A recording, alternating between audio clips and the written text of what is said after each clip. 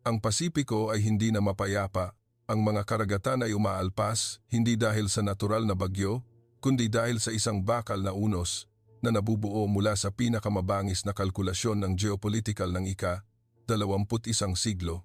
Ang nasasaksihan ninyo ay hindi na mga hungkag na babala sa papel, hindi na lamang magalang na pag-shake hands sa mga summit. Ito ang dagundong ng makina, ang kalamigan ng mga kanyon na inalis na ang safety pin, at ang pinakamalaking pagpapakalat ng tropa sa pinakamainit na rehiyon ng planeta. Ang silangang Asya ay nakatayo sa isang sangandaan ng kapalaran, kung saan ang linya sa pagitan ng kapayapaan at digmaan ay mas manipis kaysa kailanman. Ang sentro ng pagyanig na ito ay walang iba kundi ang mapanghamong pag-usbong ng Beijing at ang all-out counter-attack mula sa isang bagong bakal na alyansa, Japan, Australia at ang Estados Unidos. Tingnan natin ang geostrategic na mapa, isang malaking chessboard ang nakalatag. Kung dati ay mga probing moves lamang ang ating nakikita, ngayon ay pumasok na sa laro ang mabibigat na rook at cannon. Ang nakagugulat na pangyayari noong ika-6 ng Disyembre ay hindi lang isang simpleng diplomatikong pagbisita nang dumating ang high-level defense delegation ng Australia sa Tokyo. Hindi sila nagdala ng mga bulaklak o pagbati. Nagdala sila ng blueprint para sa isang malaking militar na gonggong, isang strategic link na dinisenyo upang pigilan ang bawat ambisyon ng pagpapalawak na kumakalat sa dagat. Ito ay isang deklarasyon ng digmaan ng walang putok, ngunit may matinding strategic na epekto. Ang Tokyo at Canberra, ang dalawang pinakamahalagang choke point sa magkabilang dulo ng Pasipiko, ay formal nang naghigpitan ng kamay. Nang sumara ang dalawang gonggong na ito, napilitan ang Beijing na harapin ang isang malupit na katotohanan. Ang espasyo para sa kanila upang kumilos ay lumiliit bawat araw, bawat oras. Una sa lahat, bilang isang nagmamahal na mamamayan ng bansang ito, hinihiling ko na maglaan ka ng 1 segundo upang mag-subscribe sa channel at pindutin ang like button. Ito ay hindi lamang suporta para sa nilalaman, kundi isang pagpapahayag ng ating pambansang dangal bilang mga Pilipino na sama-samang tumitindig para sa ating mga karagatan at inang bayan. Ngunit ang kwento ay hindi lamang tungkol sa pag-shake hands.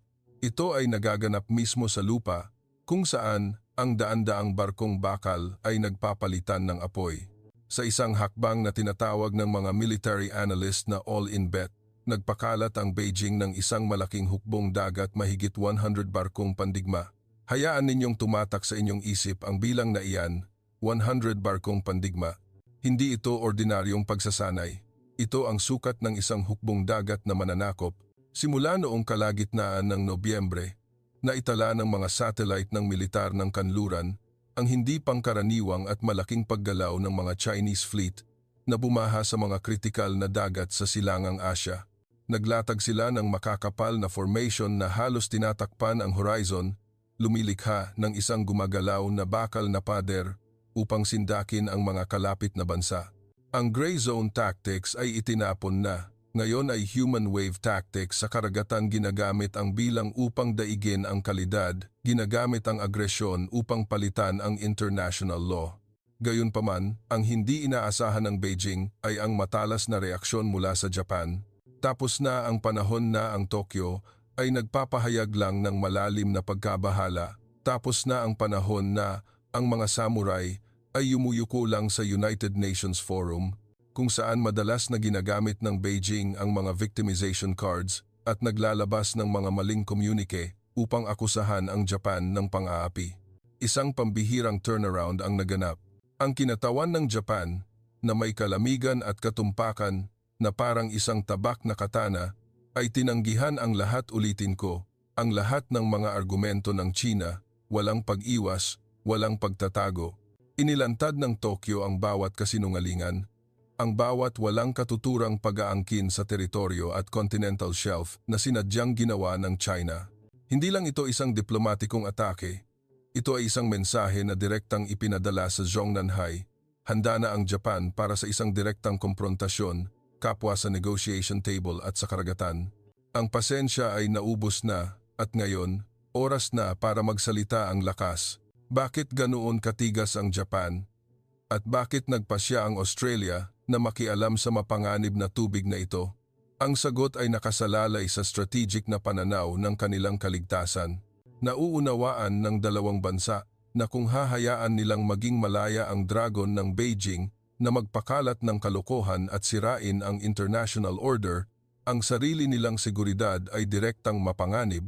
Ang koneksyon sa pagitan ng Japan at Australia ay lumilikha ng isang vertical axis na kumokontrol sa buong kritikal na ruta ng dagat mula sa hilaga hanggang timog. Ang Japan, kasama ang world-class Aegis Missile Defense System at ang tahimik na mamamatay tao na Soryu-class submarine fleet na nagbabantay sa hilagang silangan na pasukan, habang ang Australia, kasama ang lumalaking kapangyarihan ng hukbong dagat na pinapalakas ng AUKUS Treaty at mga nuclear submarine sa hinaharap, ay isasara ang timog na pasukan. Kapag ang dalawang puwersang ito ay nagtulungan, nagbahagi ng real-time intelligence data at nagsagawa ng magkasanib na pagsasanay, ginagawa nilang isang malaking patibong ang West Philippine Sea at East China Sea para sa sinumang fleet na magtatangkang tumawid sa pulang linya. Ngunit hindi pa nagtatapos ang drama. Habang abala ang Beijing sa pagpapakita ng 100 barkong pandigma at sinusubukang hilahin ang Russia sa isang alyansa ng mga nalalayo, ang Estados Unidos, ang numero 1 superpower sa mundo, ay gumawa ng isang hakbang na nagpatindig balahibo sa buong mundo. Walang ingay, walang malalaking deklarasyon. Pinili ng Washington na magpadala ng mensahe sa pamamagitan ng aksyon, at ang aksyon na iyon ay nagdala ng kulay ng pagkawasak. Isang barkong pinaghihinalaang nagdadala ng droga sa silangang Pasipiko ay naging target ng isang nakakakilabot na tumpak na airstrike. 4 na buhay ang nabura sa isang iglap. Naglaho ang barko sa dagat na parang hindi ito umiral. Maaari ninyong tanungin kung bakit ang isang airstrike sa isang drug boat ay konektado sa tensyon sa West Philippine Sea. Hayaan ninyong sabihin ko, sa mundo ng militar, walang aksidente. Ang paggamit ng US ng high lethality airstrike sa sensitibong sandaling ito ay isang babala na may maraming antas. Una, pinatunayan nito ang superior intelligence capability ng US. Alam nila kung nasaan ang eksaktong target, kung ano ang ginagawa nito, at kung saan ito pupunta. Ikalawa, ipinakita nito ang ganap na katumpakan ng pag-atake ang target ay nawasak nang walang pagkakataon na lumaban. At ikatlo, at pinakamahalaga, ito ay isang pagbabanta na ipinadala sa mga potensyal na kalaban, lalo na sa China. Hindi lang kami nanonood, handa kaming humila ng gatilyo at kapag kumilos kami, isa lang ang kahihinatnan, ganap na pagkawasak. Ang imahe ng barkong nasusunog at unti-unting lumulubog sa ilalim ng dagat ay isang malupit na metapora para sa sinumang puwersa na magtatangkang hamunin ang kapangyarihan ng Estados Unidos at ng mga kaalyado nito. Kung hindi nag-aatubili ang US na gumamit ng matinding puwersa upang sirain ang isang iligal na sibilyan na target, mag-aatubili ba sila sa harap ng mga military fleet na nagbabanta sa kaayusan ng mundo? Ang sagot ay napakalinaw na. Ang Beijing, kasama ang makapal na radar at satellite system, ay tiyak na nakakuha ng lahat ng data tungkol sa airstrike na ito. At tiyak na sa mga saradong silid-pulungan sa Beijing, ang hangin ay nagiging mas tensyonado kaysa kailanman. Ang kumpiyansa sa 100 barkong pandigma ay marahil ay nag-aalinlangan ng husto sa harap ng nakakatakot na combat capability ng mga Amerikano. Bumabalik tayo sa Japan-Australia Alliance. Ang pangyayari noong ika-6 ng Disyembre sa Tokyo ay inihambing ng mga analyst sa paghila ng pin ng Granada. Ito ay nagmamarka ng paglipat mula sa pagiging kasosyo patungo sa combat ally. Hindi lumipad ang Australia sa Japan upang talakayin ang ekonomiya. Tinalakay nila kung paano magre-refuel ang mga Japanese destroyer sa Australian warship sa gitna ng dagat. Tinalakay nila kung paano makakapagbahagi ng target data ang F-35 fighter jets ng dalawang bansa at makakapaglunsad ng magkasamang atake. Tinalakay nila ang pagtatatag ng isang pinagsamang air defense net upang mapigilan ang missile arsenal ng China. Ito ang mga hakbang sa paghahanda para sa isang all-out war, isang pinakamasamang sitwasyon na kailangan nilang paghandaan. Ramdam ng Beijing ang init na ito at ano ang kanilang reaksyon. Ang pagkabigla ay tinatakpan ng agresibong panlabas. Ang pagpapakalat ng 100 barkong pandigma sa dagat ay hindi isang pagpapahayag ng ganap na lakas, kundi isang senyales ng kawalan ng katiyakan. Sinasalig nila ang bilang upang punan ang kakulangan sa strategic na kaalyado. Habang mayroon ang US ng Japan, Australia, Philippines, South Korea at ang buong NATO sa likuran nito, sino ang mayroon ang China? Isang Russia na nalulubog sa isang magastos na digmaan sa Ukraine, ang pag-shake hands sa pagitan ng Beijing at Moscow, kahit na binalutan ng magagandang salita tungkol sa walang hangganang pagkakaibigan, ay sa totoo lang ay pag-asa ng dalawang bansa na itinutulak sa sulok, isang alyansa ng mga nag-iisa. Nakita ng Japan ang kahinaan na ito. Iyon ang dahilan kung bakit naglakas loob silang tumindig, magsalita at kumilos. Ang military plan ng Japan ay hindi na limitado sa pagtatanggol sa baybayin. Sa tulong ng Australia, ang operational range ng Japan Self-Defense Forces ay aabot hanggang sa Timog Pasipiko, isang reverse blockade scenario ang nabubuo. Sa halip na hayaan ang China na i-blockade ang West Philippine Sea, ang US-Japan-Australia Alliance ay nagtatatag ng isang posisyon upang i-blockade ang Chinese Navy sa loob ng First Island Chain. Gagawin nilang mga killing field ang mga strategic straits, kung saan ang malaking bilang ng barkong pandigma ng China ay magiging madaling target para sa shore-to-sea missile systems at mabibigat na torpedo. Ang tensyon ay tumataas ng patayo. Bawat araw na lumilipas ay isang araw na nagpapakalat ang mga panig ng mas maraming chess pieces sa posisyon ng labanan. Ang mundo ay nagpipigil hininga. Maglalakas loob ba ang 100 barko ng China na tumawid sa pulang linya? Sapat ba ang lakas ng Japan-Australia, gonggong, upang sirain ang ambisyon ng Beijing? At babagsak ba ang pamalo ng US sa isa pang pagkakataon? Ngunit sa pagkakataong ito ay sa isang totoong military target? Ang lahat ng mga tanong na iyan ay lumilikha ng isang mabigat na kapaligiran na punong-puno ng pulbura. Sa susunod na bahagi ng seryeng ito ng malalim na pagsusuri, sisiyasatin natin ang tunay na lakas ng 100 Chinese warships. Sila ba ay mga Steel Dragon o mga Paper Tiger lang sa harap ng electronic warfare technology at Aegis system ng US-Japan Alliance? Susuriin din natin ang mga lihim na kalkulasyon sa likod ng pag-shake hands sa pagitan ng China at Russia at kung bakit mas marupok ang alyansang ito kaysa sa tingin. Higit sa lahat, titingnan ko ng mas detalyado ang airstrike ng US. Isang nakamamatay na mensahe na sinasadya ng Western media na itago ang pinakanakakakilabot na detalye. Nagsisimula pa lang ang laro at ang pinakanakakakilabot na mga lihim ay nasa unahan pa. Huwag kayong aalis dahil ang ilalabas ko ay ganap na magpapabago sa inyong pananaw tungkol sa sitwasyon ng mundo ngayon. Mag-iwan ng komento at i-like ang channel upang suportahan ang ating diwa, mga kababayan. Tumigil tayo sandali upang tingnan ng mas malalim ang bilang na 100 barkong pandigma na ipinagmamalaki ng Beijing sa mga ulat ng balita at social media. Mukhang kahanga-hanga ang imahe ng fleet na ito, isang Great Wall sa dagat na tila hindi matitinag, ngunit sa ilalim ng lente ng mga profesional na military analyst, ang larawang ito ay may ibang kulay. Sa modernong naval warfare, ang bilang ay hindi kailanman ang tanging deciding factor.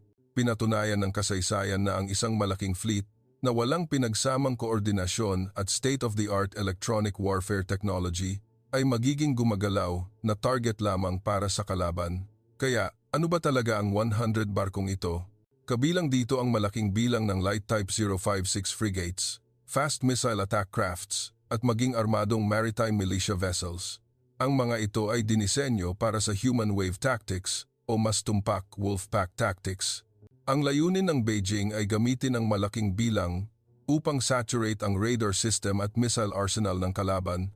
Ipinagbabaka sakali nila na gaano man kamoderno ang Aegis system ng US o Japan, may limitasyon ang bilang ng interceptor missiles.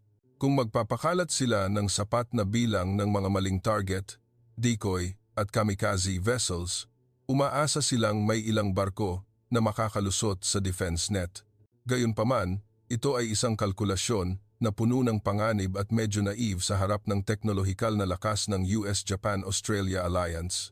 Tandaan na ang digmaan ng mapuntiwan siglo ay digmaan ng impormasyon at non-contact warfare. Bago pa makita ng mga barko ng China ang kalaban sa horizon, Nakalak na sila bilang target mula sa daan-daang kilometro. Ang P-8A Poseidon surveillance aircraft ng US at Australia kasama ang makapal na satellite network ay nagbigay ng real-time map ng posisyon ng bawat Chinese vessel. Ang Link 16 Tactical Data Sharing System ay nagpapahintulot sa isang F-35 stealth fighter na lumilipad sa itaas na mag-target sa isang Japanese submarine na nagtatago sa ilalim ng dagat upang maglunsad ng torpedo. Nangangahulugan ito na ang 100 barkong pandigma ng Beijing ay pumapasok sa isang preset killing zone kung saan sila ay binabantayan mula sa lahat ng anggulo ngunit hindi nila nakikita ang kalaban. Ang kapal ng formation ng Chinese fleet sa isang nakakabighaning twist ay nagiging fatal flaw nila. Kapag lumilipat sila ng magkakasama, ang kanilang kakayahang umikot ay limitado at ang isang malawak na pag-atake gamit ang smart bombs o long-range anti-ship missiles, LRASM, ng US ay maaaring magdulot ng isang malaking domino effect. Ang isang barkong tinamaan ay maaaring magdulot ng apoy na kumakalat sa kalapit na mga barko na ginagawang isang malaking apoy na kalituhan ang buong fleet. Bukod pa rito, ang kalidad ng crew at karanasan sa aktwal na labanan ay isang bagay na kulang ang Beijing. Ang US Navy ay sinanay sa loob ng mga dekada ng patrol at labanan sa buong karagatan. Ang Japanese Navy ay nagmana ng matinding disiplina at superior na kasanayan sa naval warfare. Samantala, ang Chinese Navy, kahit na mabilis na lumago ang bilang ng barko, ay nananatiling isang bata at walang karanasan na puwersa sa far sea operations. Ang pagkalito at pagkabigla kapag nahaharap sa komplikadong electronic warfare na sitwasyon, tulad ng pagiging jammed ang radar at pagkawala ng komunikasyon ng commander, ay lubos na inaasahan para sa mga Chinese sailors. Kapag paralisado ang command system, ang 100 barkong iyon ay magiging 100 hiwalay na piraso, nawawala ang direksyon at madaling sirain isa-isa. Iyan mismo ang senaryo na sinimulan ng mga general sa Pentagon at Tokyo ng libu-libong beses sa mga wargame simulations at ang resulta ay laging pabor sa kalidad at teknolohiya, hindi sa bilang. Paano naman ang trump card na sinusubukang ilabas ng Beijing ang alyansa sa Russia? Ang state-controlled media ng China ay hindi nagsasawa sa pagpuri sa comprehensive strategic partnership na ito na nagpapakita ng isang pangitain kung saan ang dalawang Eurasian military superpowers ay magsasama-sama upang sirain ang pagkakabukod ng kanluran. Ngunit tingnan natin ang malungkot na katotohanan. Ang kasalukuyang Russia ay hindi na ang makapangyarihang Soviet Union ng nakaraan. Ang Moscow ay nalulubog at nagdurugo ng husto sa larangan ng digmaan sa Ukraine. Ang Black Sea Fleet ay dumanas ng matinding pinsala at ang defense industry nito ay pinipilit na gumawa ng mga bala para sa kanlurang front. Mayroon pa bang anumang puwersa ang Russia upang suportahan ang China sa silangang front? Ang Russian Pacific Fleet, bagamat mayroon pa ring nakakatakot na nuclear submarines, ang karamihan sa mga surface vessels nito ay luma na at huli na sa modernong pamantayan. Ang pag-shake hands sa pagitan ni Xi Jinping at Putin ay may mas malaking simbolismo sa politika kaysa sa tunay na lakas militar. Ito ay parang dalawang nasugatan na higante na nagpapahinga sa isa't isa upang hindi matumba sa halip na dalawang malakas na mandirigma na magkasama.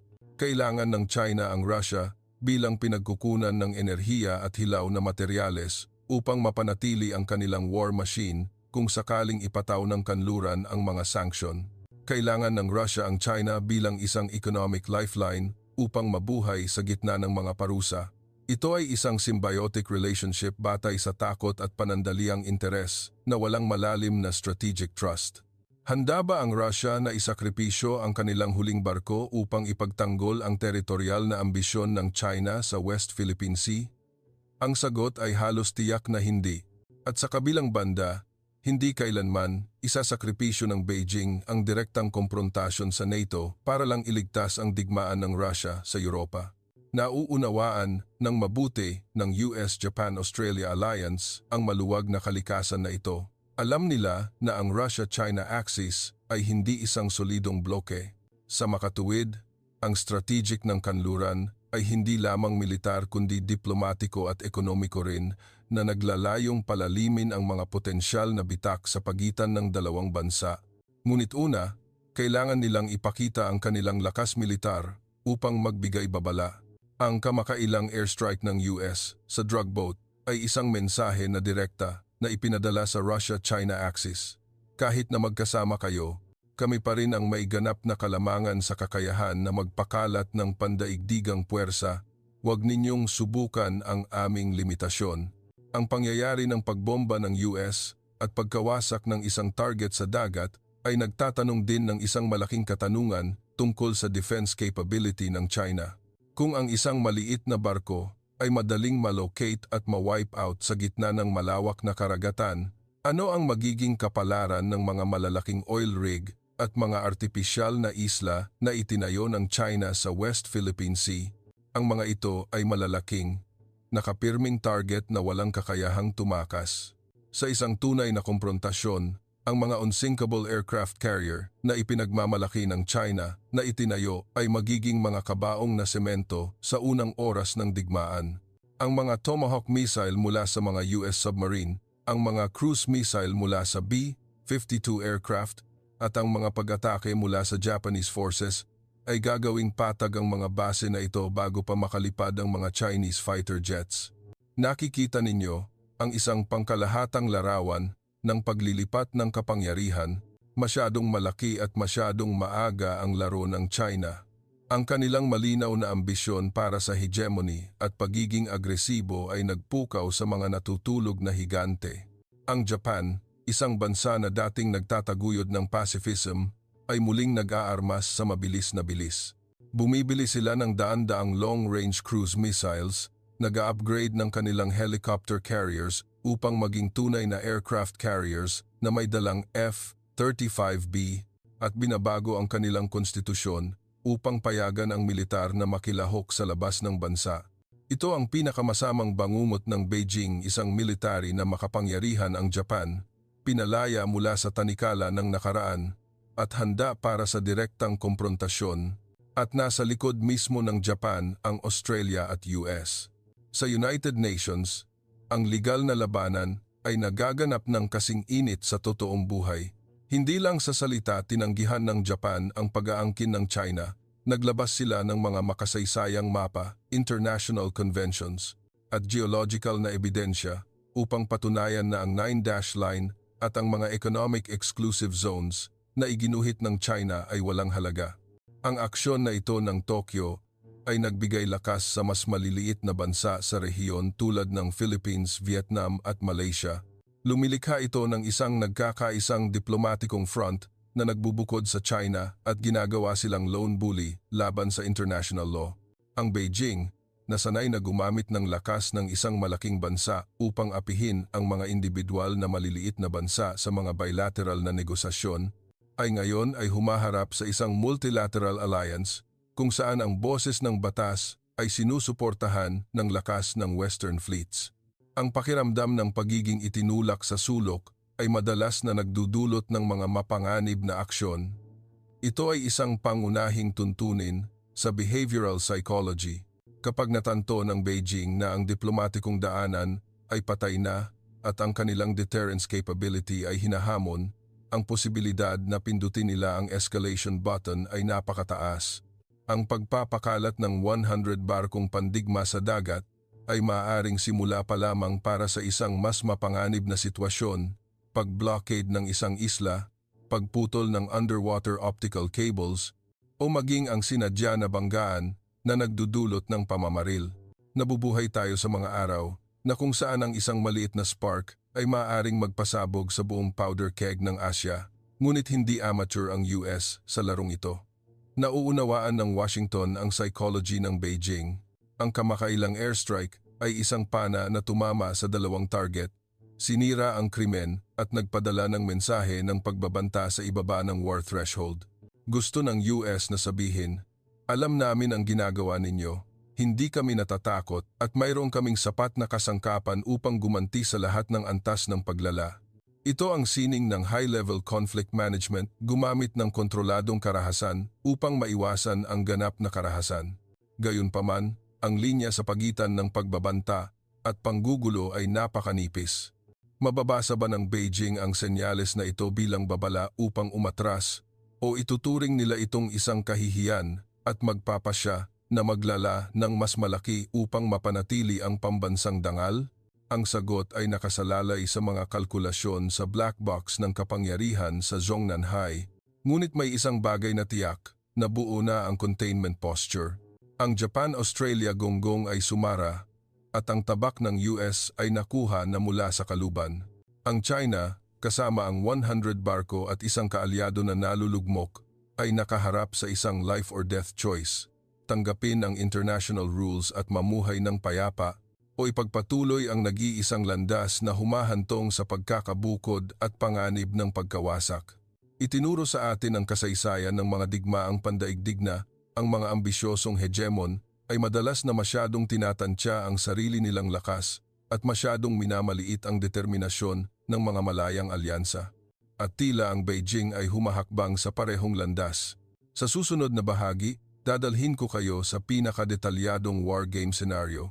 Gagayahin natin ang bawat oras, bawat minuto ng komprontasyon kung ito ay magaganap. Paano sasalagin ng defense system ng Japan ang mga Chinese missile? Paano mag-a-ambush ang mga Australian submarine sa Chinese fleet sa Malacca Strait? At paano magaganap ang saturation attack ng US upang ganap na paralisahin ang command system ng Beijing? Iyan ay magiging isang matingkad at nakakakilabot na pangkalahatang larawan ng modernong digmaan na hindi pa ninyo nakikita. Maghanda kayo dahil malapit na tayong pumasok sa eye of the storm. Ngayon, pumunta tayo sa situation room at i-activate ang war game simulation. Hindi na tayo mag-uusap tungkol sa teorya. Ilalagay natin ang 100 barkong pandigma ng China sa isang aktwal na chessboard kung saan ang kanilang kalaban, ang US-Japan-Australia Alliance, ay nakahanda na sa posisyon ng labanan. Ipagpalagay natin na nagpasya ang Beijing na itaya ang lahat na nag-uutos sa malaking fleet na ito na tumawid sa First Island Chain upang lumabas sa Pasipiko upang putulin ang supply line ng mga kaalyado at i-blockade ang Taiwan. Sa sandaling ibigay ang utos, isang sitwasyon ng impyerno ang na-activate mula sa Tokyo at Canberra. Sa hilagang front, hindi naghihintay ang Japan na dumating ang kalaban sa kanilang pintuan bago lumaban. Ang kanilang strategic ay defense in depth at choke point interdiction sa mga strategic straits, tulad ng Miyako, na kailangang daanan ng Chinese fleet, na ginawang killing zone na may makapal na puwersa. Ang Japanese Ground Self-Defense Force ay lihim na nagpakalat ng mga advanced Type 12 anti-ship missile complexes sa mga forward islands. Ito ay isang smart missile na may kakayahang lumipad ng napakababa sa dagat upang maiwasan ang radar at mas mahalaga, konektado ito sa target data mula sa mga satellite at patrol aircraft.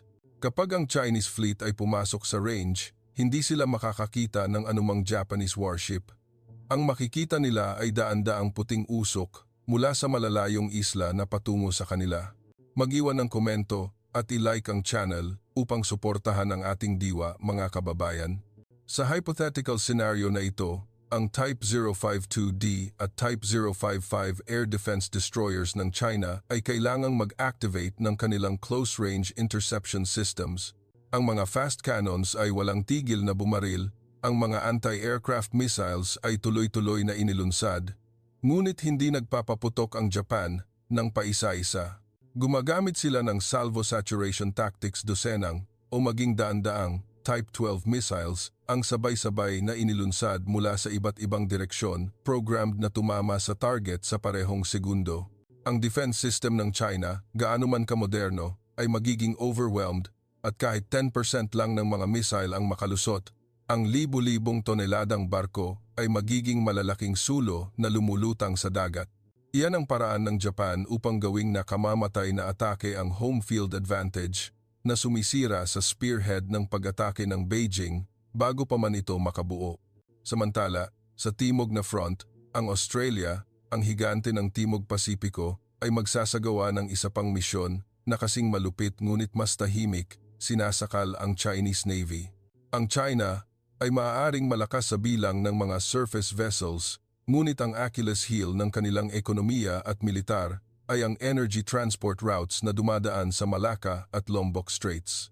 Ang Australian submarines, kasama ang Collins-class fleet at ang hinaharap na Virginia-class nuclear submarines ay hindi direktang makikipag-ugnayan sa 100 Chinese warships. Magsasagawa sila ng remote blockade tactics. Tahimik na magtatanim ng smart sea mines ang mga Australian submarine at mag-a-ambush sa mga choke point na ito. Lahat ng oil tankers at cargo ships na nagsusupply sa China ay haharangin o lulubugin. Isipin ang sitwasyong ito. Habang abala ang Chinese fleet sa pag-atake ng mga Japanese missile sa Hilaga, sa bahay, nagsisimulang huminto ang mga power plant dahil sa kakulangan ng langis. Nakahiga ang mga fighter jets dahil sa kakulangan ng gasolina at napaparalisa ang ekonomiya dahil sa pagkasira ng supply chain. Hindi kailangang magpaputok ng bala ang Australia sa mainland China, ngunit maaari nilang patayin ang war machine ng Beijing sa loob lamang ng ilang linggo. Iyan ang lakas ng asymmetric warfare, kung saan ang isang mas maliit ngunit mas mahusay at geographically located na naval force ay maaaring magparalisa sa isang higante. At kapag naubusan ng gasolina, ang 100 magagarang barkong pandigma na iyon ay magiging floating scrap metal na walang direksyon, naghihintay ng desisyon ng kalaban. Ngunit ang pinaka-nakakatakot na sitwasyon, ang tunay na bangungot na kinatatakutan ng mga strategist ng Beijing, ay ang paglahok ng Estados Unidos. Gaganap ang US bilang Thor's hammer na magtatapos sa digmaan habang ang Japan at Australia ay nagsisilbing anvil at gonggong na nagpipigil sa kalaban. Maglulunsad ang US ng isang multi-domain all-out attack. Balikan natin ang airstrike sa drug boat. Iyon ay isang maliit na demo lamang ng kakayahang ito. Sa isang tunay na digmaan, hindi gagamit ang US ng isang nag-iisang bomber. Ia-activate nila ang kill chain. Una, ang EA-18G Growler Electronic Warfare Aircraft at ang F-35 stealth fighters ay lulubog sa airspace. Naglulunsad ng matinding electronic attack na ganap na bubulagin ang early warning radar system ng China. Ang mga screen ng command posts ng Beijing ay magiging static snow na lamang. Susunod, mula sa mga base sa Guam at Hawaii, ang B-1B Lancer at B-52 strategic bombers ay lilipad na may dalang daan-daang LRASM long-range anti-ship missiles. Ang mga missile na ito ay napaka-smart na maaari silang mag-usap sa isa't isa, automatikong maghati ng target, umiwas sa mga thick air defense zones at pumili ng pinakamapanganib na anggulo ng pag-atake. Kasabay nito, sa ilalim ng tubig, ang Virginia at Los Angeles class nuclear submarines ng US ay maglulunsad ng sunod-sunod na Tomahawk missiles sa mga shore missile bases, airports at command centers ng China sa mga artipisyal na isla. Ang pag-atake na ito ay hindi naglalayong sumakop sa lupa kundi upang ganap na i-demilitarize ang buong West Philippine Sea sa loob ng 24 oras. Ang 100 barkong pandigma ng China na ngayon ay nakulong sa pagitan ng defense net ng Japan, naputol ang supply line ng Australia at nabulag ng electronic warfare ng US, ay haharap sa isang ulan ng LRASM missiles. Walang daan pabalik, walang suporta. Iyan ay ganap na pagkawasak sa pisikal na antas at ganap na pagbagsak sa moral na antas. Alam ng Beijing ang sitwasyong ito, tiyak na ang kanilang intelligence system ay may sapat na kakayahan upang makita ang madilim na pangitain na iyon. Iyon ang dahilan kung bakit ang aksyon ng pagpapakalat ng 100 barko sa dagat ngayon ay mas tumutukoy sa showmanship at probing kaysa sa paghahanda para sa isang tunay na digmaan. Naglalaro sila ng brinkmanship, umaasa na ang pagpapakita ng bilang ay magpapabawas sa US-Japan-Australia alliance dahil sa takot sa casualties. Ngunit nagkamali sila, ang matigas na reaksyon ng Japan sa United Nations, ang strategic na pag-shake hands sa Australia, at ang airstrike ng US ay ang matalas na sagot, nakita namin ang inyong bluff at hindi kami natatakot. Ang containment posture na ito ay hindi limitado sa aspetong militar. Ito ay humihigpit din sa diplomatiko at ekonomiko. Nang lantaran na tinanggihan ng Japan ang walang katuturang pag-aangkin ng China sa United Nations, nagbukas sila ng daan para sa isang pandaigdigang legal na kampanya. Ang mga bansa sa Europa na dati ay nag-aatubili na makialam sa West Philippine Sea dahil sa interes sa ekonomiya, ay nagsimulang magbago ng kanilang pananaw. Ang UK, France at Germany ay patuloy na nagpapadala ng mga warship sa rehiyon upang magsagawa ng Freedom of Navigation Operations na tumitindig kasama ng US. Unti-unting napapalibutan ang China at nagiging isang nag-iisang nambubuli laban sa international law. Ang pakiramdam ng pagiging itinulak sa sulok ay madalas na humahantong sa mga mapanganib na aksyon. Ito ay isang pangunahing tuntunin sa behavioral psychology.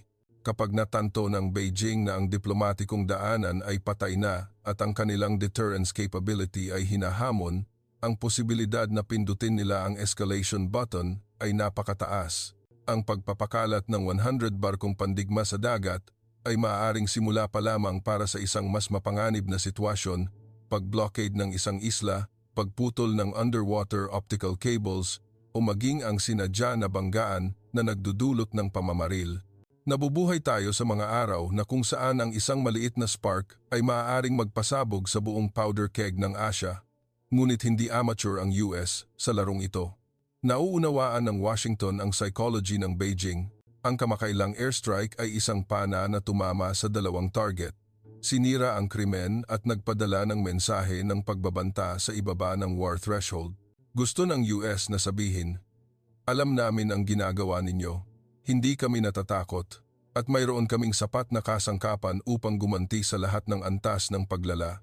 Ito ang sining ng high-level conflict management, gumamit ng kontroladong karahasan upang maiwasan ang ganap na karahasan.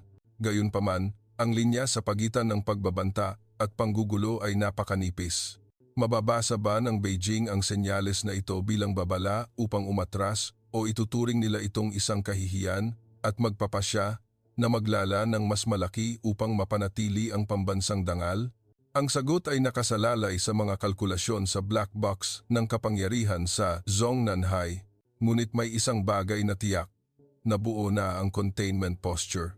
Ang Japan-Australia gonggong ay sumara at ang tabak ng US ay nakuha na mula sa kaluban. Ang China, kasama ang 100 barko at isang kaalyado na nalulugmok, Russia, ay nakaharap sa isang life or death choice. Tanggapin ang international rules at mamuhay ng payapa o ipagpatuloy ang nag-iisang landas na humahantong sa pagkakabukod at panganib ng pagkawasak. Itinuro sa atin ng kasaysayan ng mga digmaang pandaigdig na ang mga ambisyosong hegemon ay madalas na masyadong tinatantya ang sarili nilang lakas at masyadong minamaliit ang determinasyon ng mga malayang alyansa. At tila ang Beijing ay humahakbang sa parehong landas. Sa susunod na bahagi, dadalhin ko kayo sa pinakadetalyadong war game scenario. Gagayahin natin ang bawat oras, bawat minuto ng komprontasyon kung ito ay magaganap. Paano sasalagin ng defense system ng Japan ang mga Chinese missile? Paano mag-aambush ang mga Australian submarine sa Chinese fleet sa Malacca Strait? At paano magaganap ang saturation attack ng US upang ganap na paralisahin ang command system ng Beijing? Iyan ay magiging isang matingkad at nakakakilabot na pangkalahatang larawan ng modernong digmaan na hindi pa ninyo nakikita. Maghanda kayo dahil malapit na tayong pumasok sa Eye of the Storm. Ngayon, pumunta tayo sa Situation Room at i-activate ang War Game Simulation. Hindi na tayo mag-uusap tungkol sa teorya. Ilalagay natin ang 100 barkong pandigma ng China sa isang aktwal na chessboard kung saan ang kanilang kalaban, ang US-Japan-Australia Alliance, ay nakahanda na sa posisyon ng labanan.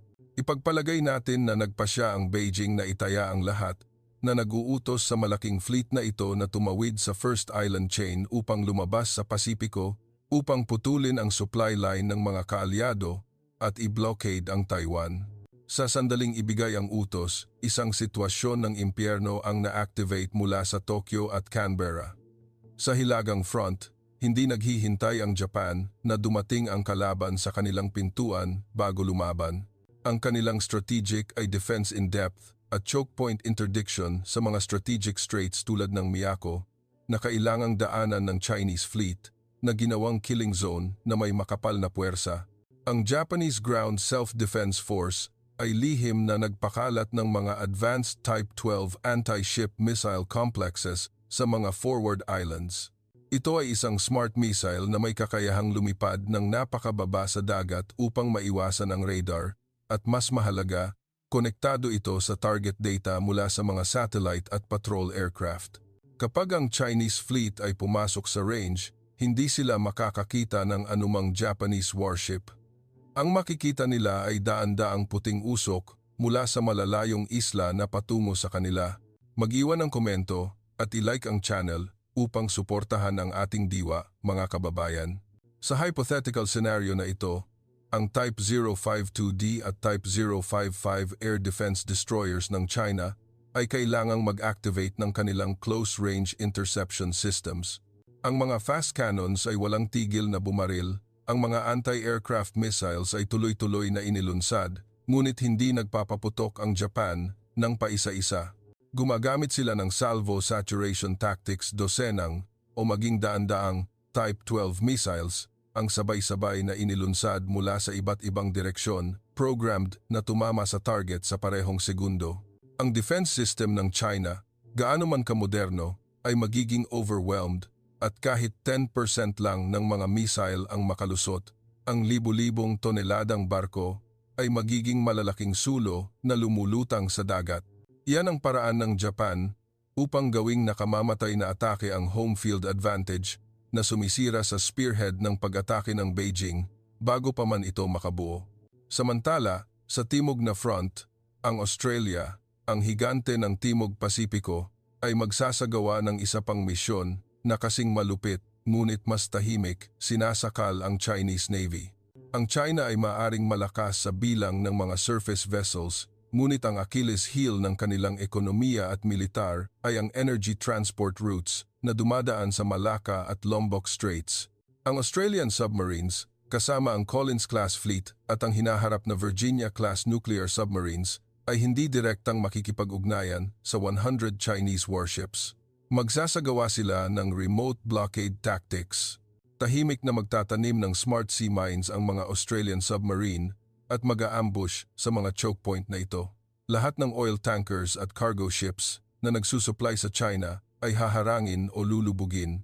Isipin ang sitwasyong ito, habang abala ang Chinese fleet sa pag-atake ng mga Japanese missile sa hilaga, sa bahay, nagsisimulang huminto ang mga power plant dahil sa kakulangan ng langis, nakahiga ang mga fighter jets dahil sa kakulangan ng gasolina, at napaparalisa ang ekonomiya dahil sa pagkasira ng supply chain. Hindi kailangang magpaputok ng bala ang Australia sa mainland China, ngunit maaari nilang patayin ang war machine ng Beijing sa loob lamang ng ilang linggo. Iyan ang lakas ng asymmetric warfare, kung saan ang isang mas maliit, ngunit mas mahusay at geographically located na naval force ay maaaring magparalisa sa isang higante. At kapag naubusan ng gasolina, ang 100 magagarang barkong pandigma na iyon ay magiging floating scrap metal na walang direksyon, naghihintay ng desisyon ng kalaban. Ngunit ang pinakanakakatakot na sitwasyon, ang tunay na bangungot na kinatatakutan ng mga strategist ng Beijing, ay ang paglahok ng Estados Unidos. Gaganap ang US bilang Thor's hammer na magtatapos sa digmaan, habang ang Japan at Australia ay nagsisilbing anvil at gunggong na nagpipigil sa kalaban. Maglulunsad ang US ng isang multi-domain all-out attack. Balikan natin ang airstrike sa drug boat. Iyon ay isang maliit na demo lamang ng kakayahang ito.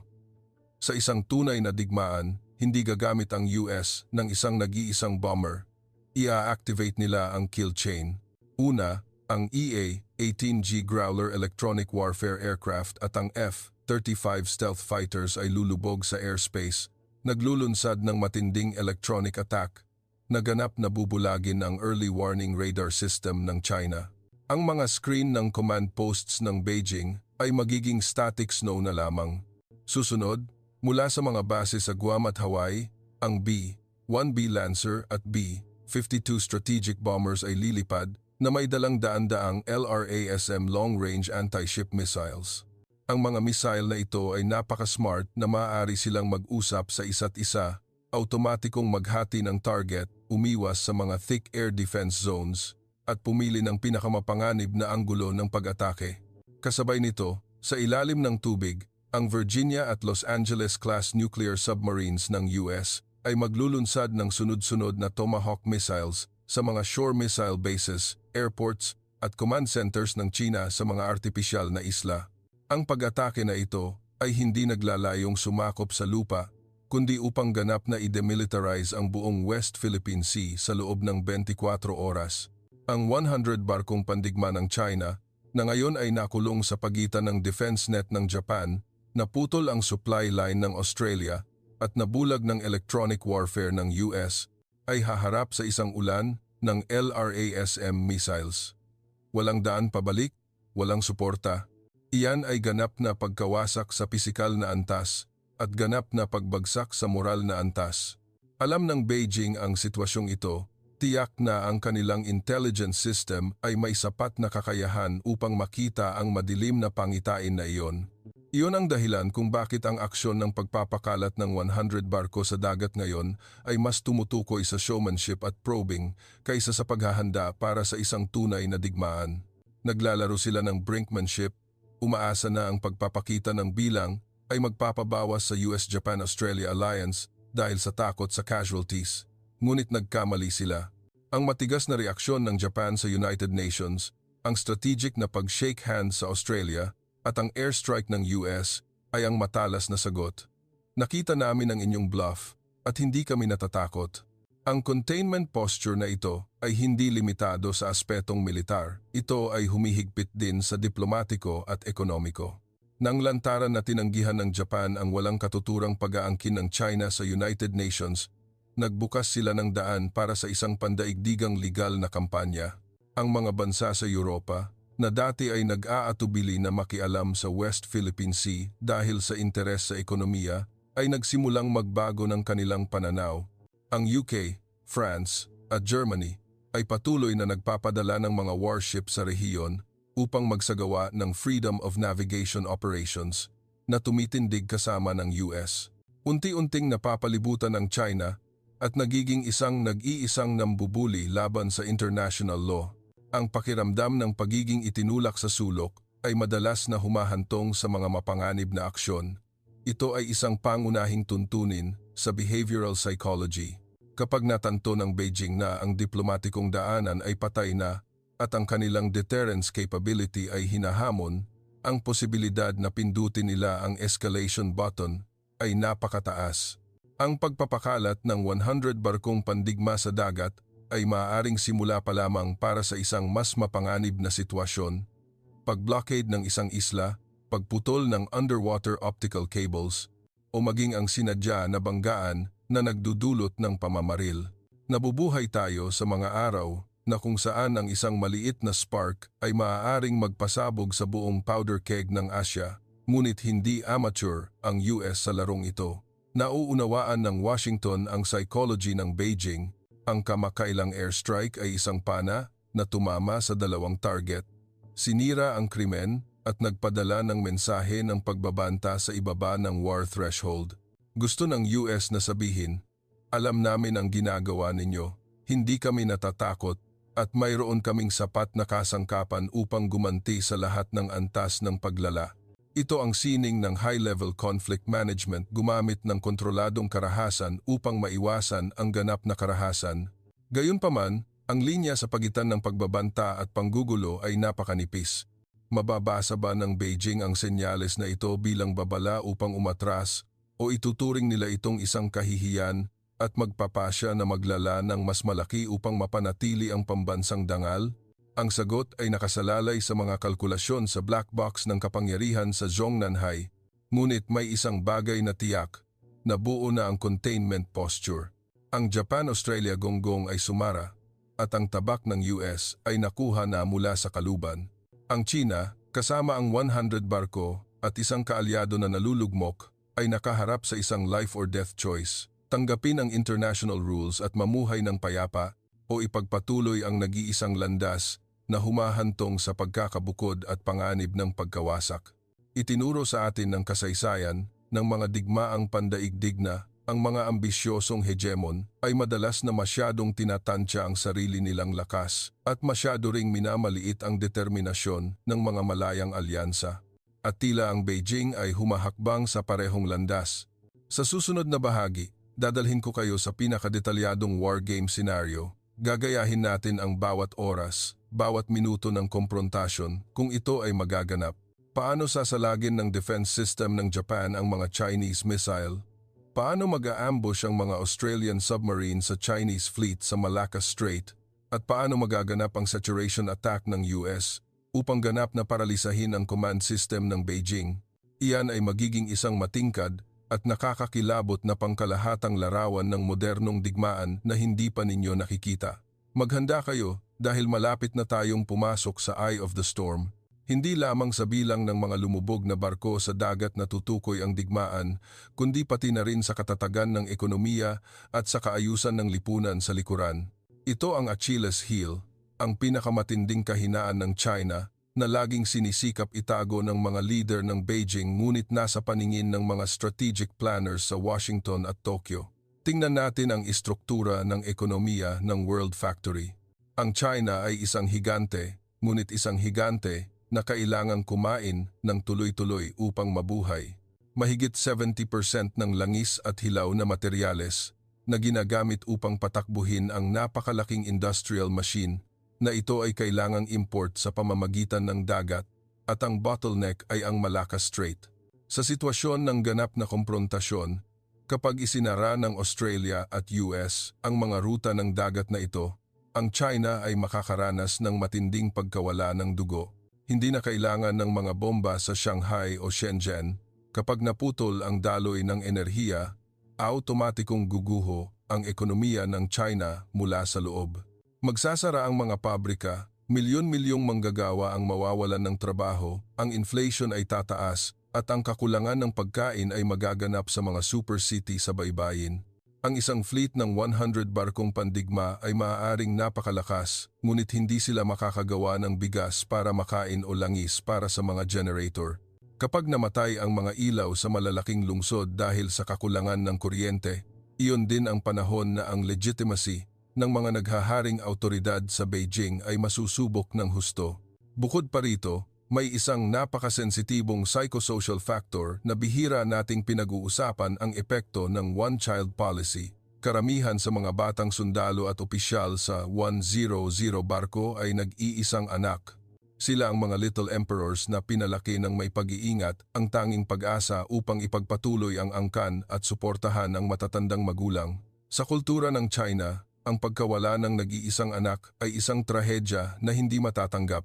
Kung magaganap ang digmaan at lumubog ang mga barko, libo-libo o maging 10,000 ng mga Chinese family ang mawawalan ng kanilang tanging anak. Ang sakit na iyon ay mabilis na magiging galit laban sa pamahalaan. Ang anti-war sentiment ay sisiklab na parang apoy sa tuyong damuhan. Maglalakas loob ba ang Beijing na isakripisyo ang pambansang political stability upang ituloy ang isang malabong pangarap ng hegemony sa malawak na karagatan? Ipinapakita ng kasaysayan na ang mga authoritarian regimes ay pinakamabilis na bumabagsak kapag natalo sila sa ibang bansa at tinalikuran sila ng kanilang sariling mamamayan sa loob. Nauunawaan ito ng US-Japan-Australia Alliance. Ang kanilang strategic ay hindi ang lumapag sa mainland China, isang nakababaliw at madugong aksyon, kundi ang lumikha ng suffocating pressure mula sa labas upang matrigger ang pagbagsak mula sa loob. Iyan ang sining ng panalo ng hindi umaatake sa pader, ang modernong Sun Tzu. Upang maisakatuparan ang containment and deterrence strategy na ito, ang mga kaalyado ay hindi lang umaasa sa kasalukuyang armas. Lihim silang nagpapakalat ng high-tech trump cards, mga armas na tila galing sa science fiction ngunit handa na sa labanan. Una, ang Japan at ang Railgun Project. Ito ang tunay na bangungot para sa lahat ng uri ng warship. Hindi gumagamit ng pulbura, ang Railgun ay gumagamit ng magnetic force upang maglunsad ng mga espesyal na bala sa bilis na Mach 7, 7 beses ang bilis ng tunog. Mag-iwan ng komento at ilike ang channel upang suportahan ang ating diwa, mga kababayan. Sa bilis na iyan, hindi na kailangan ng warhead ng bala. Ang kinetic energy nito ay sapat na upang tumagos sa anumang baluti na nagpapunit sa barko ng kalaban mula sa daan-daang kilometro sa isang iglap. Ang defense system ng China, na dinisenyo upang salagin ang mga missile na lumilipad sa trajectory, ay ganap na walang magagawa sa harap ng mga balang lumilipad ng kasing bilis ng meteor at may patag na trajectory. Pinapabilis ng Japan ang paglalagay ng armas na ito sa mga bagong henerasyon ng destroyer na ginagawa silang mga snipers sa dagat na maaaring sirain ang mga Chinese vessel mula sa labas ng horizon nang hindi natatakot sa counterfire. Para naman sa Australia, ang Ghost Shark Project ay nagre-redefine sa underwater warfare. Ito ay mga malalaking unmanned underwater vehicles na gumagana ng automatiko sa tulong ng artificial intelligence. Maaari silang sumisid ng libu-libong metro ang lalim, nakahiga ng tahimik sa ilalim ng dagat sa loob ng maraming buwan, naghihintay ng biktima. Kapag dumaan ang Chinese fleet, i-activate ng swarm of sharks na ito ang paglunsad ng mga torpedo o pagtatanim ng smart sea mines at pagkatapos ay maglalaho sila sa dilim. Kung mahirap nang harapin ang mga manned submarines, imposibleng harapin ang mga soulless machines na ito na walang takot, walang kailangan ng oxygen, at may mababang halaga. Maaaring gumawa ang Australia ng daan-daang ghost sharks sa halagang katumbas ng isang Chinese destroyer. Ito ang sagot sa quantity problem ng Beijing. May 100 surface vessels ang China, magkakaroon ang Australia ng 1,000 underwater assassins. Sa war of attrition na ito, tiyak na matatalo ang Beijing. At sa wakas, ang final boss, ang Estados Unidos, kasama ang B-21 Raider Stealth Bomber Project. Tinawag na Ghost in the Sky, ang B-21 ay dinisenyo upang maging invisible sa lahat ng uri ng modernong radar, kasama na ang S-400 o S-500 system na ipinagmamalaki ng Russia at China. Maaring magdala ang B-21 ng nuclear and non-nuclear weapons, lumubog ng malalim sa enemy airspace upang magsagawa ng surgical strikes sa mga command centers. Ang pagkakaroon ng B-21 ay ganap na nagbabago sa laro. Pinipilit nito ang China na umatras ng puwersa upang ipagtanggol ang mga kritikal na target sa loob ng bansa sa halip na ilabas ang lahat sa dagat.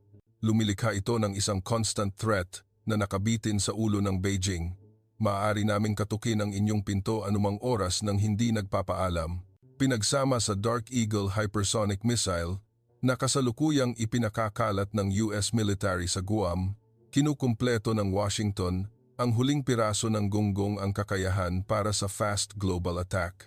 Tinitingnan ang balanse ng kapangyarihan at teknolohiya, malinaw nating nakikita ang pagiging lipas na ng quantity over quality mentality. Ang 100 barkong pandigma ng China, bagamat kahanga-hanga sa mga propaganda films, ay sa katunayan ay kumakatawan sa warfare mindset ng ika-20 siglo, samantala, naghahanda ang US-Japan-Australia Alliance para sa digmaan ng ika-22 siglo. Ang pagkakaiba sa antas ng combat capability, sa kakayahan na mag-integrate ng data at sa core technology ay napakalaki. Ang isang panig ay nagsisikap na gumawa ng maraming malalaking barko at kanyon. Ang isang panig ay lumilikha ng mga invisible and deadly smart combat networks, ngunit ang pinakanakakatakot na armas ay hindi ang missile o ang submarine. Ang pinakanakakatakot na armas ay ang katotohanan. Sa panahon ng impormasyon, ang US at ang mga kaalyado nito ay may ganap na kalamangan sa information and intelligence fronts.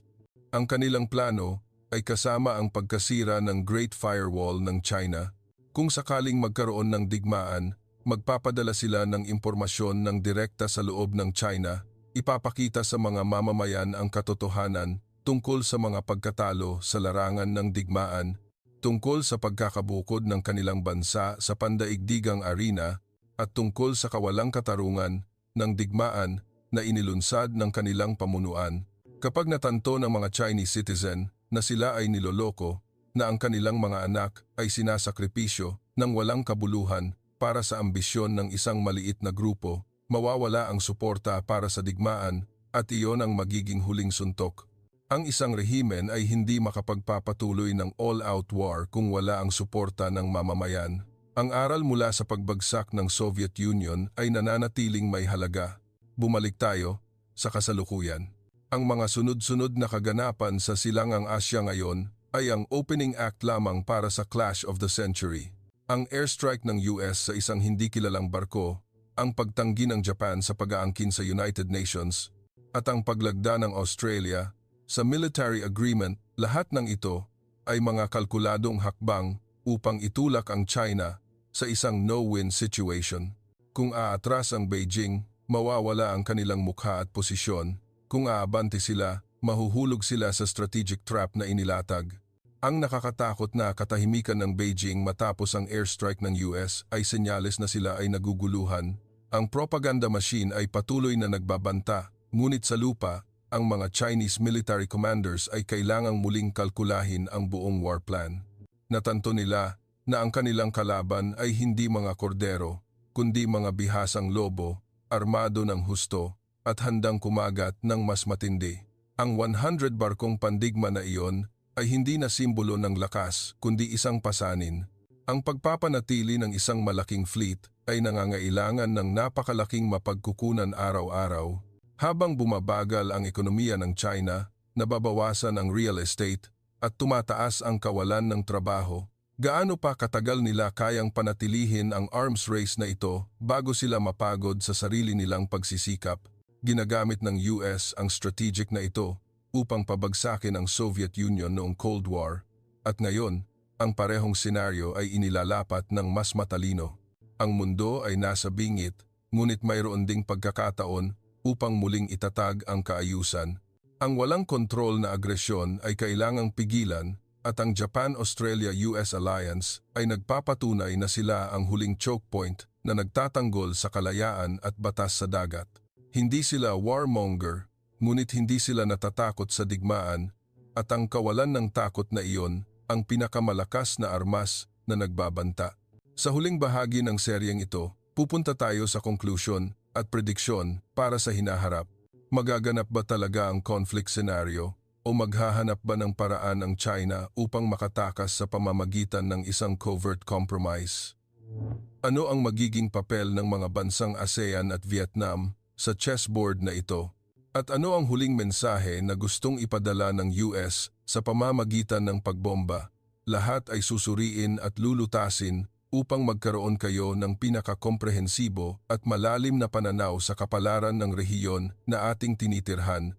Huwag kayong aalis dahil iyan ang magiging susi upang mabuksan ang pintuan patungo sa hinaharap. Kapag nawala na ang usok ng simulated scenarios, ano ang natitira sa atin sa malupit na geopolitical chessboard na ito? Ang sagot ay hindi nasa pagkawasak, kundi sa pagkagising.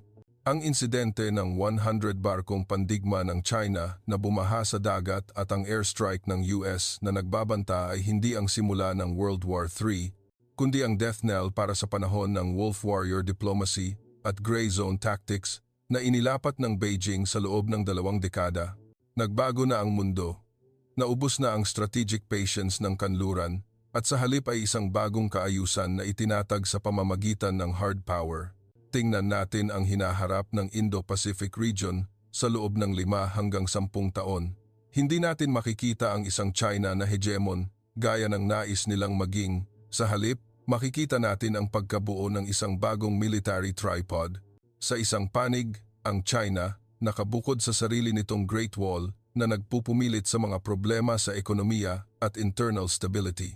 Sa kabilang panig, ang US-Japan-Australia Alliance na humahawak sa mga strategic choke points at core technology, at ang ikatlong panig na mas mahalaga kaysa kailanman ay ang bloke ng mga middle and small powers sa Timog Silangang Asya kasama ang Vietnam, Philippines at Indonesia. Ang papel ng mga bansang ito ay hindi na magiging mga passive pawn sa chessboard ng mga higante. Ang pag-usbong ng Japan-Australia Alliance ay lumikha ng isang bagong security umbrella na nagpapahintulot sa maliliit na bansa na magkaroon ng mas maraming opsyon at leverage sa negosasyon. Hindi na sila kailangang pumili ng panig, ngunit may karapatan silang pumili ng mga panuntunan, at ang mga panuntunang iyon ay ang UN Convention on the Law of the Sea, UNCLOS, ang paggalang sa soberanya at territorial integrity. Nang naglakas loob ang Japan na tumindig at tanggihan ang pag-aangkin ng China sa United Nations, nagbigay sila sa mga bansang ASEAN ng isang napakalakas na legal na armas. Makikita natin ang isang bagong trend, mas mahigpit na makikipag-alyansa ang maliliit na bansa, magbabahagi ng intelligence data, at maging ang magkasamang pagpapatrolya upang lumikha ng isang multi-layered defense net na magpapaharap sa anumang unilateral na aksyon ng Beijing sa kolektibong pagtutol. Bumalik tayo sa Beijing. Saan sila pupunta? Ang pinakaposibleng senaryo ay hindi isang all-out war dahil gaya ng nasuri natin, iyon ay isang landas ng self-destruction kundi isang new, high-intensity Cold War. Mapipilitan ang China na umatras, lumipat mula sa offensive patungo sa defensive posture. Ang 100 barkong pandigma na iyon, sa halip na takutin ang mga kapitbahay, ay kailangang bumalik upang ipagtanggol ang kanilang sariling marupok na ruta ng kalakalan laban sa potensyal na blockade ng Australia at US. Ang pangarap ng Belt and Road Initiative sa dagat ay puputulin ng mga choke point ng mga kaalyado. Sa aspeto ng teknolohiya, mapipilitan ang China na makipagkarera ng may kawalang pag-asa upang makahabol sa mga bagong henerasyon ng armas tulad ng B-21 Raider o ang hypersonic missile ng US. Ang isang arms race ay magpapabigat sa pambansang budget at magpapapagod sa bumabagal na ekonomiya. Mag-iwan ng komento at i-like ang channel upang suportahan ang ating diwa, mga kababayan. At ang huling mensahe, ang pinakamalamig na mensahe na gustong ipadala ng Estados Unidos sa pamamagitan ng airstrike sa hindi kilalang barko ay ito, ang pagpapatunay ng hindi mapag-aalinlangan ng kapangyarihan. Gusto ng US na sabihin sa mundo na maaari tayong magkaroon ng internal instability, maaari tayong magkaroon ng political debate, ngunit pagdating sa kakayahan na magpakalat ng military violence upang ipagtanggol ang kaayusan ng mundo, walang makakatumbas sa Estados Unidos. Ang pagbomba na iyon ay paalala na ang bawat maling kalkulasyon ng kalaban ay magbabayad ng dugo, kaagad, at walang pagkakataong mag-ayos. Inalis nito ang lahat ng pagdududa tungkol sa pangako ng seguridad ng US sa rehiyon. Hindi aalis ang Washington, babalik sila ng mas malakas, mas determinado, at mas mapanganib para sa mga kalaban. Para sa mga sundalo sa 100 barkong pandigma ng China, sila ang pinakakaawa-awa sa chess game na ito. Itinulak sila sa frontline ng may bulag na pananampalataya sa lakas ng bilang, hindi nila alam na pumapasok sila sa isang high-tech meat grinder. Ang pagmamataas ng mga leader na nakaupo sa air-conditioned rooms sa Beijing ay maaaring bayaran ng buhay ng libu-libong batang sailors sa malawak na karagatan. Ang modernong digmaan ay walang lugar para sa pagmamalaki.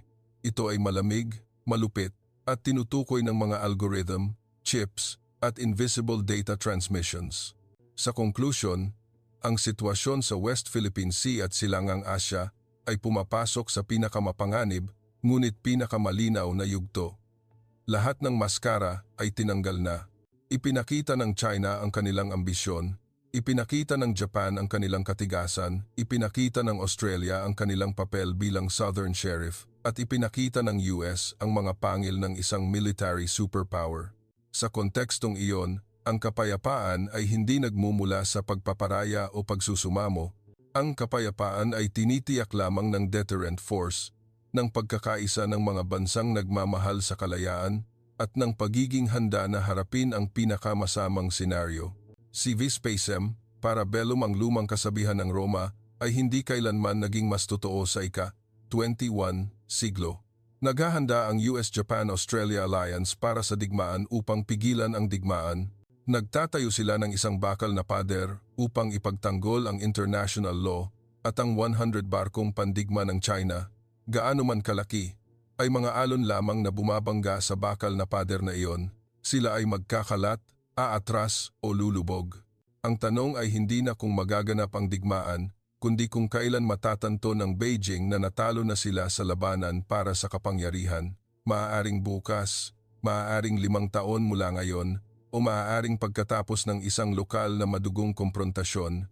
Ngunit ang historical trend ay napagdesisyunan na ang mga malayang alyansa na may superior na teknolohikal at ekonomikal na lakas ay laging ang huling mananalo laban sa tyrannical hegemonic ambitions.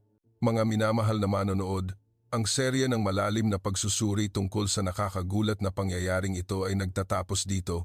Dinala namin kayo sa 5 bahagi, mula sa mga mainit na kaganapan sa dagat hanggang sa mga kalkulasyon, sa mga saradong silid-pulungan at ang pinakanakakakilabot na simulated scenarios. Sana, ang WAGA Review ay nagbigay sa inyo ng isang pangkalahatang pananaw na matalas at walang kompromiso tungkol sa global military chessboard. Hindi lang kami nag-uulat ng balita, sinusuri namin ang esensya ng kapangyarihan, ngunit ang labanan para sa pandaigdigang kapangyarihan ay hindi pa tapos. Ito ay nagaganap ng tahimik sa cyberspace, sa kalawakan at sa ilalim ng malalim na karagatan. Mga bagong armas ang ginagawa, mga bagong alyansa ang nabubuo, at mga bagong banta ang naghihintay na sumabog. Paano babaguhin ng artificial intelligence ang mukha ng digmaan? Magiging walang kabuluhan ba ang laser weapon sa mga nuclear missile? At mayroon bang Black Swan na lilitaw upang baligtarin ang lahat ng ating prediksyon?